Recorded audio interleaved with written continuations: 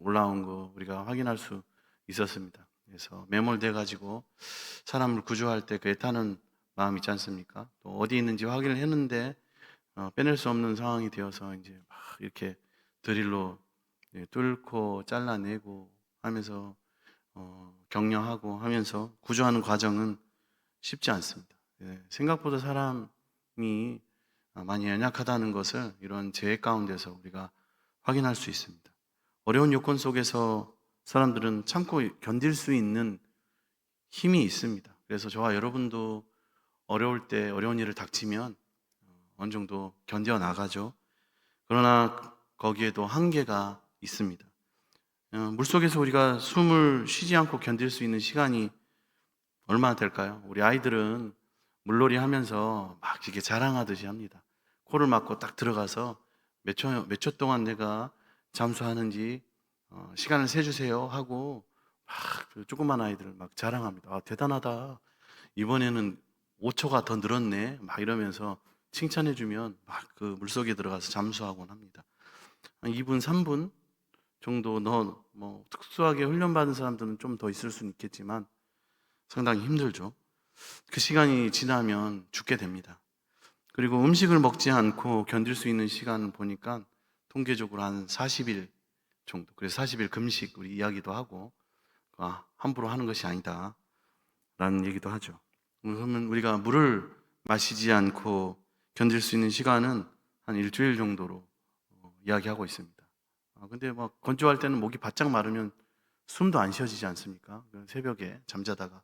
그래서 우리 어르신들은 물을 옆에 딱 놔두고 일어나면 목을 축이고 이렇게 하십니다.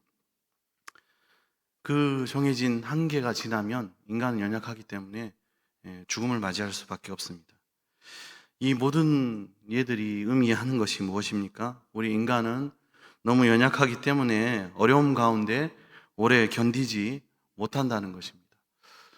여수에서 그 전주 쪽으로 이렇게 올라오다 보면 고속도로 타면 상관 IC 쪽으로 순천, 완주 이렇게 그러면 거기 터널 되게 많이 지납니다. 차를 타고 가다 보면 여수 놀러 가 보시면 그쪽 길 타고 가면은 터널이 되게 많거든요. 구멍 뚫어가지고 처음에는 터널 몇 개인가 이렇게 쉬다가 나중에는 쉬는 걸 포기하거든요. 서울까지 갈 때는 터널이 더 많습니다.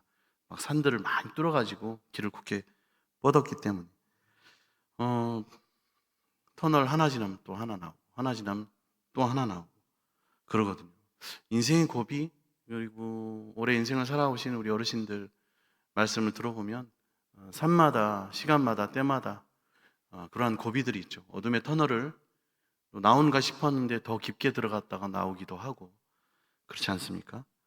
우리는 약하기 때문에 오랜 시간 견디지 못한다는 것이죠. 하지만 우리 믿음을 가진 그리스도인들에게는 견뎌낼 수 있는 힘의 원천과 근원이 있습니다. 그것은 우리 영혼의 산소 대신 하나님께서 주시는 하나님의 은혜와 사랑입니다. 그 안에서 우리가 견뎌낼 수 있는 것이고 어둠의 터널들을 통과할 수 있는 것입니다. 그런데 만약 하나님께서 우리를 어려움 가운데 내버려 두시고 은혜를 주시지 않는다면 마치 물속에서 숨을 쉴 수 없는 물속에서 산소가 없는 그 물속에서 숨 쉬지 못하는 것과 같아서 우리 영혼은 죽을 수밖에 없습니다. 그때 우리는 이렇게 기도하게 됩니다. 하나님께 숨이 떡까지 차올라서 견딜 수 없는 고난의 때에 오늘 본문 1절 말씀처럼 여호와여 어느 때까지입니까? 그러면서 우리 마음속에 한켠에 하나님을 향한 의심이 정말 하나님 살아계신가 하는 의심의 생각들이 차고 들어오기 시작합니다. 이렇게 봉연히 하나님만 의지하고 붙잡고 매달리고 있다가 내가 다른 방법으로 해결할 수 있는데 그 기회를 다 놓치는 것은 아닌가 라는 어떤 의심과 두려움의 생각입니다. 그리고 악한 마귀는 사탄은 그때 우리를 공격하죠. 지금이라도 시간이 늦지 않았으니까 하나님 포기해라. 뭐 여기서 이렇게 앉아서 기도하고 있느냐. 세상적인 방법과 인간적으로 동원할 수 있는 모든 방법들을 지금부터 쓰면 된다. 이라고 마귀는 우리를 부추깁니다. 그럴 때 저와 여러분은 어떻게 해야 합니까? 미련하게 끝까지 하나님만 붙잡고 있어야 합니까? 아니면 조금이라도 더 늦기 전에 사람에게 부탁을 해야 합니까? 여러분, 끝까지 하나님만 의지해야 합니다. 그러면 하나님께서 저와 여러분에게 가장 적합한 시간에, 그리고 너무 늦지 않게 우리에게 나타나서 우리를 도와주실 것입니다. 이 은혜를 경험하는 저와 여러분의 삶 되시기를 축복합니다. 우리 속에 있는 믿음이, 저와 여러분 안에 있는, 나는 믿음이 있다고 하는데 그 믿음이 바닥날 때가 있습니다. 어려움 계속되고 있는데 하나님의 도움은 오는 것처럼 느껴지지 않을 때, 오지 않을 때입니다. 사실 그렇게 어려울 때가 더 하나님을 의지해야 할 때입니다. 그렇지만 우리의 믿음은 그 순간에 자꾸 사라지고 우리의 믿음이 떨어집니다. 그럴 때 어떻게 하면 이 시험을, 이 난관을 이길 수 있을까요? 이럴 때 우리는 하나님께 우리의 약한 믿음을 그대로 솔직하게, 정직하게 하나님 앞에 표현하는 것이 좋습니다. 무턱대고 하나님 이렇게 응답해 달라고 때를 쓰고 하나님 앞에 막 이렇게 하는 것보다, 하나님 앞에서 지금 나의 마음 상태가 이러한 마음 가운데 있습니다, 이러한 상태에 내가 놓여 있습니다 라고 솔직하게 하나님 앞에 말씀드릴 필요가 있다는 것입니다. 본문 1절 말씀입니다. 여호와여, 어느 때까지니까 나를 영원히 잊으시나이까? 주의 얼굴을 나에게서 어느 때까지 숨기시겠나이까? 이 말이 무슨 뜻입니까? 지금까지는 하나님을 의지하는 믿음으로 잘 견뎌왔는데 어려움이 계속 되다 보니까 나의 믿음이 이제는 점점 사라지고 힘과 능력을 잃어서 더 이상 이제는 제가 하나님 견딜 수 없는 상태까지 지금 왔습니다 라는 것입니다.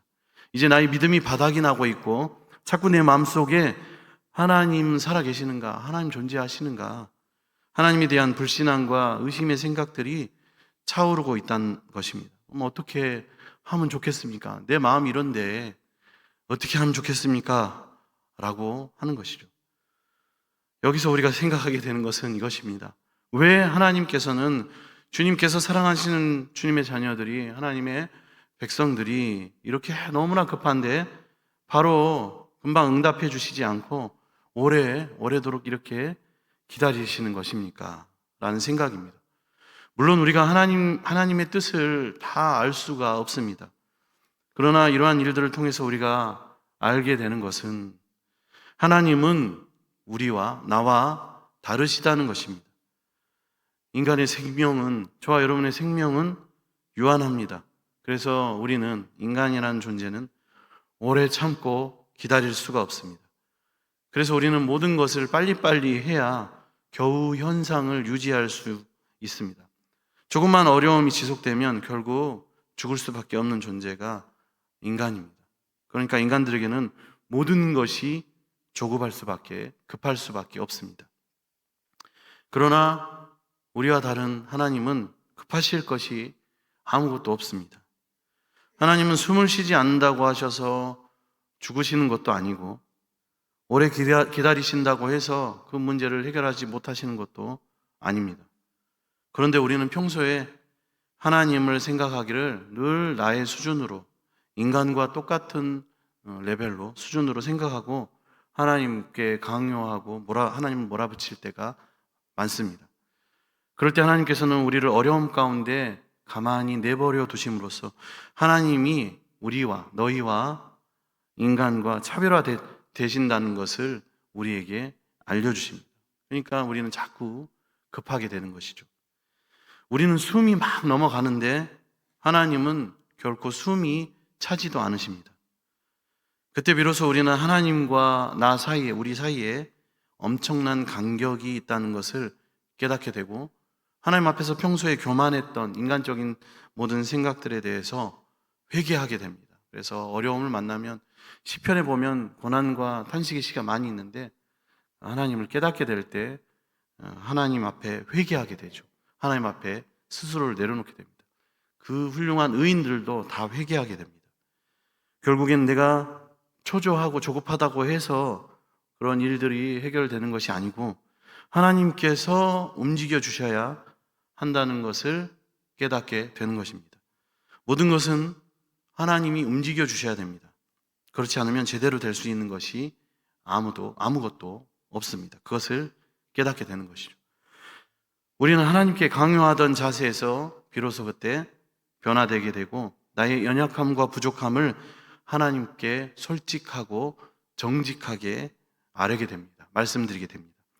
이것이 바로 하나님을 향한 고난 때, 어려움을 당할 때 우리가 가질 수 있는 믿음의 자세라고 할 수 있겠습니다. 솔직한 심정으로, 정직한 마음으로 하나님 앞에 나의 마음과 생각을 토로하는 것입니다.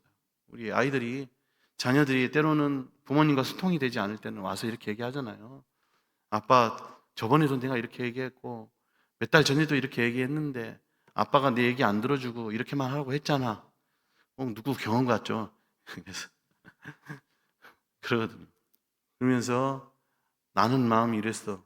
어떻게 보면 5학년짜리가 저보다 훌륭한 것 같기도 하고, 그렇게 자기 마음 표현할 줄 아는 것이 하나님이 원하시는 자세라고, 믿음의 자세라고 할 수 있겠습니다. 여호와여, 어느 때까지입니까? 나를 영영히 잊으시나이까? 주의 얼굴을 나에게서 언제까지 숨기시겠습니까? 솔직하게 말씀드리는 거죠. 하나님께서는 이런 기도를, 우리의 이런 고백을 아주 소중하게 생각하십니다. 왜냐하면 이것이 하나님 앞에서 우리가 가질 수 있는 가장 절실한, 주님만을 필요로 하는 가장 절실한 자세이기 때문입니다. 그런데 나의 인내심이 바닥이 나고 도저히 더 기다릴 수 없는 바로 그때가 바로 하나님의 도우심이 임박한 때입니다. 아까 우리가 찬양도 했죠. 그때가 하나님의 때, 이렇게 찬양했지 않습니까? 어떻게 생각해 보면 마지막 고비를 넘기고 있는 것이라고 할 수 있겠습니다. 조금만 더 참으면 하나님의 복과 은혜를 경험할 수 있는 순간입니다. 그러나 그 고비를 넘지 못하고 넘어지게 되면, 좌절해 버리면 하나님의 은혜를, 하나님의 복을 우리는 그 순간 놓쳐버리게 됩니다. 이럴 때 우리가 하나님 앞에서 나의 부족함과 연약함을 솔직하게 말씀드리면 그때는 어떻게 됩니까? 다시 한번 하나님의 은혜가 우리 가운데 채워지게 되고 용기가 솟아나고 다시 한번 믿음으로 인내할 수 있는 에너지가 우리 가운데 재충전되게 됩니다. 우리가 잘 아는 이스라엘 초대왕 사울 왕은 블레셋과 전쟁 때 너무나 다급했습니다. 하나님을 기다릴 수가 없었습니다. 그러다가 하나님을 기다리지 못하고 복을 놓친 사람이 사울 왕입니다. 블레셋 군대와 싸우기 전에 사무엘 선지자가 와서 번제를 드려주기로 약속되어 있었습니다. 그런데 약속된 시간이 일주일이 지났습니다. 그래도 사무엘이 오지 않았습니다. 꽤 오래 참은 것 같죠? 일주일 참는 게 쉽습니까? 여러분, 힘들고 어렵고, 지금 내가 답답할 때 하루 이틀 3일 참기가 힘들고, 응급실에 가보니까 1시간 참기도 힘든 사람들이 있습니다. 통증이 오면. 그런데 일주일을 참았습니다. 사울 왕이 참 잘 참았죠. 일주일. 그래도 사무엘은 오지 않았습니다. 지금 백성들은 블레셋 사람들이 두려워서 하나 둘씩 사라져가고 있고 흩어지고 있습니다. 군심도 흔들리고 백성들도 흩어지고 있고 마음은 조급하고 일주일이 지나도 사무엘은 오지 않고 나타나지 않습니다. 그때 사실 사무엘은 바로 그곳에서 가까운 곳에서 오고 있는 중이었습니다. 그러나 사울은 사무엘을 더 이상 기다리지 못하고 자기가 스스로 번제를 드리고 말았습니다. 사울이 번제를 드리자마자 사무엘이 바로 그때 도착했습니다. 바로 기다리지 못한 그 시간이 사울의 믿음을 시험해 보는 시간이었습니다. 그때 사울은 믿음으로 끝까지, 그 순간까지 인내했어야만 했습니다.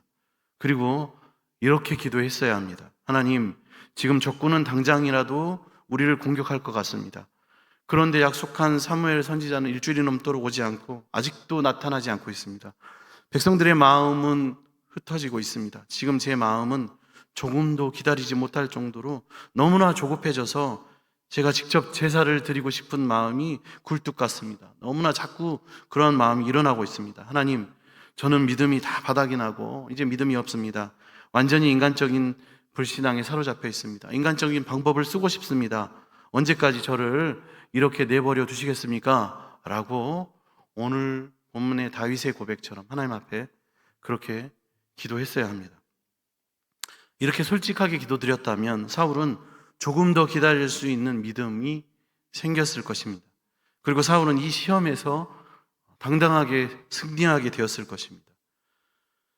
우리가 도저히 견딜 수 없을 정도로 우리의 마음이 불안해질 때가 있습니다. 어찌할 바를 모르고 내 마음도 내가 잘 모르고 불안해서 어떻게 해야 될지를 모를 때, 우리 마음속에 그때는 이 불신앙에 대한 마음과 하나님 믿는 신앙의 마음이 거의 같은 수준으로 대립하고 있는 시간입니다. 그래서 조금만 한쪽으로 기울어지기만 하면 그쪽으로 넘어갈 수 있는 그런 상태입니다.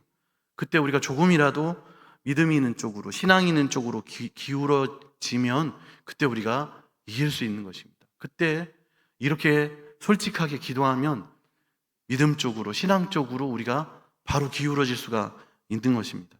솔직하게 하나님께 나의 연약함을 그대로 고백하게 되면 다시 한번 신앙의 기운이 솟아나고 믿음 쪽으로 바로 기울어지게 되는 그러한 순간입니다. 그런데 사울은 그 반대로 결정한 것이고, 다윗은 오늘 본문에 보니까 믿음과 신앙의 방향으로 결정하게 된 것입니다. 믿음으로 기울어지게 되면 어느 순간에 하나님이 도우시는 시간이 다가오면서 어려움들이 하나 둘씩 저절로 물러가기 시작합니다. 하나님은 절대로 우리를 무작정 그리고 무한정으로 기다리게 하시는 분이 아니십니다. 왜냐하면 하나님은 저와 여러분의 인간의 연약한 체질을 너무나 잘 알고 계시기 때문입니다. 각자의 연약함과 한계를 알고 있습니다. 윤영순 목사가 어디까지 견딜 수 있는지, 우리 장로님들은 어디까지 견딜 수 있는지, 우리 성도님들은 어디까지 견딜 수 있는지 그 체질을 우리보다 더 잘 알고 계십니다. 그래서 우리를 무한정으로 내버려 두면 우리가 견디지 못하고 죽어버린다는 사실을 다 알고 계십니다. 하지만 그 시간을 통해서 단지 하나님을 우리가 전심으로 경외하도록 하기 위해서 조금 더 한계까지 기다리게 하시는 것 뿐입니다. 누가복음 8장에 보면 회당장 야이로에 대한 이야기가 나옵니다. 자기의 딸이 병든 것을 보고 예수님 앞에 나와서 무릎을 꿇었습니다. 그리고 치료해 주시기를 간청했습니다. 회당장으로서 당시 유대 당국을 배척했던 예수님, 유대 당국이 배척했던 예수 그리스도 앞에 무릎을 꿇고 간청한다는 것은 보통 믿음이 아니면 할 수 없는 일이었습니다. 이번에 그는 이 딸의 생명을 위해서 모든 것을 다 포기할 각오로 예수님 앞에 나와왔습니다. 그런데 예수님께서 자기에게 딸에게 오시는 길에 혈루증 걸린 여자를 치료하시는 시간이 있었습니다. 그래서 좀 시간이 지체되게 됩니다. 안타깝게도 그 시간이 좀 지체되어서 회당장 야이로의 딸이 죽게 됩니다. 그때 예수님께서는 절망하고 있는 야이로에게 말씀하십니다. 그리고 우리에게 하시는 말씀이죠. 두려워하지 말고 하나님을 믿으라 라고 위로하십니다. 사람이 죽었는데 어떻게 더 이상 하나님을 의지하고 하나님 바라볼 수 있습니까? 다 끝났는데 이제 필요 없지. 그러나 예수님은 아이가 죽었을지라도 낙심하지 말고 끝까지 하나님을 믿으라, 의지하라고 회당장 야이로에게 말씀하셨습니다. 우리가 하나님을 의지하는 것은, 저와 여러분이 끝까지 하나님을 의지하는 것은 결코 헛된 일이 아니다라는 말씀입니다. 심지어는 사람이 죽어도 그것이 다 끝이 아니라는 것입니다. 하나님을 끝까지 의지하는 것은 죽음의 권세마저도 이기게 하신다는 것입니다. 예수님께서는 죽은 이 딸을 살려주심으로써 야이로의 기다림이 결코 헛되지 않았다는 것을 증명해 보여주셨습니다. 끝까지 하나님을 의지하고 기다리는 자는 큰 은혜와 복을 경험하고 받게 됩니다. 이 은혜가 저와 여러분에게 충만하시기를 축복합니다. 그럼에도 불구하고 우리가 세상을 살아갈 때 사실 혼자 살아가는 것이 아니고 혼자 하나님을 기다리는 것이 아닙니다. 그냥 나 혼자 믿음을 가지고 하나님을 기다린다면 오히려 그것이 더 쉬운 것인지 모르겠습니다. 왜냐하면 우리를 조롱하는 사람도 없고 우리를 부추기는 사람도 없고 우리를 어리석다고 말하는 사람도 없기 때문에 그렇습니다. 그러나 우리는 이 세상을 혼자 살지 않습니다. 우리가 하나님을 기다리는 동안에, 하나님께 기도하고 간구하고 기다리는 동안에 우리 주위에 있는 믿음이 없는 사람들은 믿는다고 하지만 믿음이 없는 사람들은, 또 진짜로 믿음이 없는 사람들은 우리가 하나님만 의지하고 인간적인 방법과 세상적인 방법을 사용하지 않는 것을, 적극적으로 받아들이지 않는 것을 어리석다고 생각하고 조롱합니다. 그리고 비웃습니다. 본문 2절 말씀입니다. 나의 영혼이 번민하고 종일토록 마음에 근심하기를 어느 때까지 하오며 내 원수가 나를 치며 자랑하기를 어느 때까지 하리까. 내 원수가 나를 쳐서 자랑하기를 이라고 말하고 있습니다. 여기서 원수는 결코 나와, 오늘 시인 다윗과 관계가 먼 사람들이 아닙니다. 아주 가까운 관계에 있는 사람들인데 나와는 생각이 다른 사람들을 말하고 있습니다. 그들은 어떻게 생각합니까? 지금 네가 하나님을 기다리는 것은 믿음이 아니고 넌 게으른 것이다, 무능한 것이다 라는 것입니다. 그리고 하나님은 너같이 무능하고 게으른 사람을, 실패자를 절대로 돕지 않으실 것이라고 조롱합니다. 왜냐하면 그들 나름대로는 이렇게라도 해서 네가 그 자리를 박차고 일어나서 무언가를 적극적으로 시도할 것이라고 생각하기 때문에 그렇습니다. 그러나 하나님만 기다리고 있는 자들에게는 그 말 한마디 한마디가 그렇게 마음의 상처가 될 수가 없습니다. 욥이 고통받을 때 욥의 친구들이 위로한다고 하는 말들이, 또 그들이 나름 알고 있다고 하면서 건넸던 말들이 욥에게는 상당히 큰 상처가 되었던 것이죠. 그런 말들을 들으면 자기 자신이 더욱더 초라하고 무능하게 느껴집니다. 저도 뭐 이런 때가 있었어요. 저희 아내 이렇게 투병할 때 그런 분들이 있었어요. 이제 생각하고 하시는 말씀이죠. 지금이라도 제주도 가면 자연치유센터가 있으니까 제주도에 가서 치료를 해라. 지리산 물이 좋더라. 지리산 물을 좀 사서 먹어봐라. 그러면 막힌 것이 뚫릴 것이다. 사서 보내주든지, 사서 보내주든지, 사서 먹어라. 네가 사서 먹어라. 말해주기도. 어떤 분은 의사들도 숨겨놓고 먹는 약이 있다. 그러면서 누구를 소개시켜줘서, 바쁘고 마음도 어지러운데 나와라 그래서 나갔더니 약 파는 사람을 만나게 해준 거예요. 몇백만 원만 주면은 그 약 먹으면 사모님 살아난다. 너무나 마음이 답답하고 한심했죠. 자신의 무능함, 초라함이 느껴지는 순간입니다. 성도가 우리가 어려움 가운데 빠져 있는데 하나님이 응답이 없으면 믿음이 자꾸 흔들리게 됩니다. 왜냐하면 성경의 약속과 현실이, 지금 마주하고 있는 현실이 너무나 다르기 때문에 그렇습니다. 말씀 보면 다 될 것 같은데 현실은 바뀌지가 않아요. 성경에는 하나님께서 우리를 사랑하신다고 했고 가장 좋은 것을 주시기를 원한다고 이렇게 쓰여 있는데, 기도하면 반드시 응답받는다고 했는데 현실은 반대로 가고 있기 때문에 그런 생각이 드는 것입니다. 그럴 때 우리는 어느 한쪽으로 기울어지기는 기울어져야 하는데 어느 쪽으로 기울어지느냐가 그때 그 순간에 너무나 중요합니다. 만약 그때 우리가 침체되어서 기도를 중단하고 스스로에게 화를 내고 하나님께 분노하고 불신앙 쪽으로 기울어지면 다 모든 것이 무너지는 것입니다. 그런데 여러 가지 인간적인 생각을 중단하고 하나님께 기도로 부르짖는 것은, 그거는 신앙 쪽으로, 살아가는 쪽으로, 이기는 쪽으로 기울어지는 것입니다. 본문의 다윗은 침체되기보다는 더 하나님께 부르짖으면서 기도하기로 결정했습니다. 본문 3절, 4절 말씀입니다. 여호와 내 하나님이여 나를 생각하사 응답하시고 나의 눈을 밝히소서. 두렵건대 내가 사망의 잠을 잘까 하오며 두렵건대 나의 원수가 이르기를 내가 그를 이겼다 할까 하오며 내가 흔들릴 때에 나의 대적들이 기뻐할까 하나이다.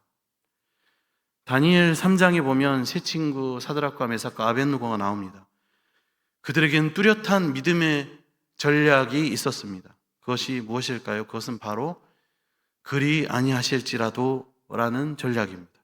사드락과 메삭과 아벳느고는 금신상에게 절하지 않으면 활활 타는 풀무불에 집어넣겠다는 느부갓네살 왕의 명령에 대해서 이렇게 응답합니다. 살아계신 하나님께서 우리를 맹렬한 풀무불에서 건져내실 것이요 그리 아니하실지라도 우리는 왕의 신상에게 절하지 않겠나이다 라고 대답했습니다. 그리고 그들은 실제로 용광로 안에 던져졌습니다. 그러나 하나님께서 능력의 손으로 지켜주셔서 머리털 하나 상하지 않고 살아서 거기서 나오게 됩니다. 여기서 우리가 반드시 기억해야 할 것이 있습니다. 그것은 내가 지금 아무리 어려운 공경 가운데 있다 하더라도, 극심한 환난 그 한가운데 있다 하더라도 하나님은 나를 지금 이 순간 기억하고 계신다는 것입니다. 하나님은 절대로 나를 잊지 않았기 때문에 하나님 나를 바라보고 계신다. 하나님 나를 잊어서 응답하시지 않는 것이 아닙니다. 오직 내 안에 있는 믿음을, 저와 여러분 안에 있는 그 순간, 그 마지막 순간의 믿음을 드러내시려는 것입니다. 스데반 집사가 죽을 때 하늘을 우러러보니까, 순교할 때 예수님이 하나님 보좌 우편에 서 계셨습니다. 서서 스데반을 바라보시고 맞아주십니다. 하나님은 절대로 하나님 택한 자녀의 문제에 무관심한 분이 아니십니다. 사람 눈으로 볼 땐 끝나는 것 같고, 하나님 무관심한 것 같고, 실패한 것 같은데 그렇지 않다는 것입니다. 우리에게 가장 좋은 것을 말씀 그대로 주시는 분, 주시기를 원하시는 분이십니다.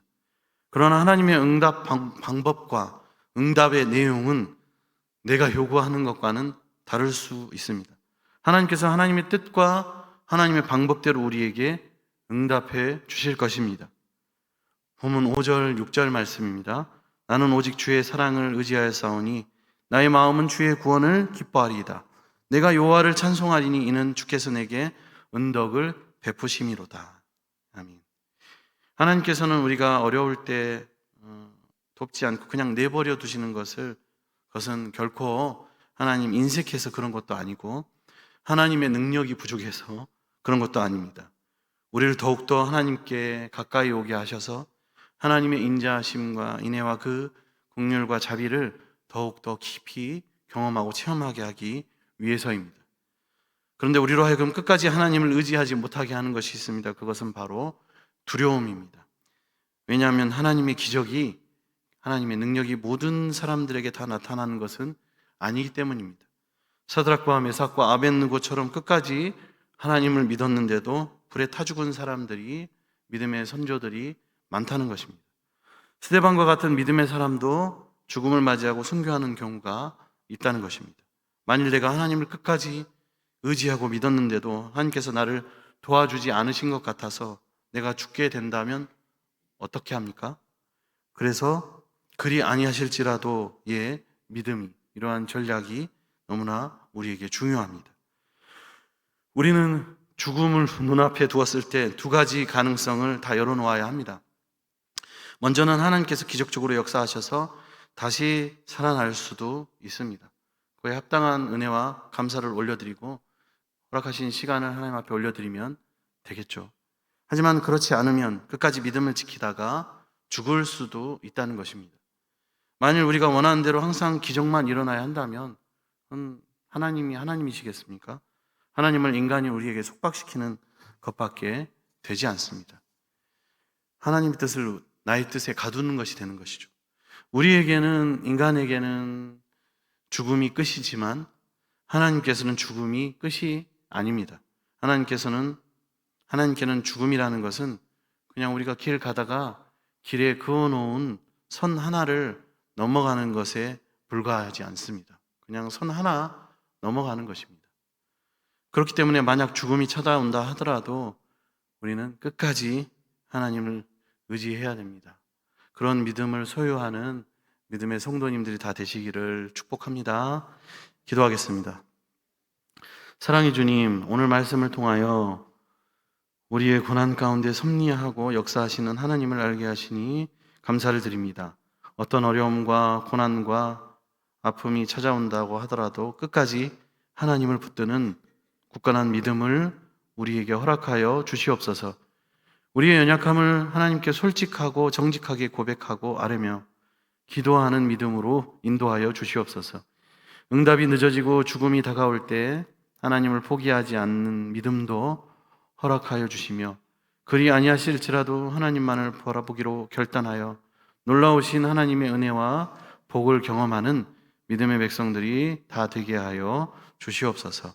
그렇게 인도하실 주님 감사드리며 예수님의 이름으로 기도드립니다. 아멘.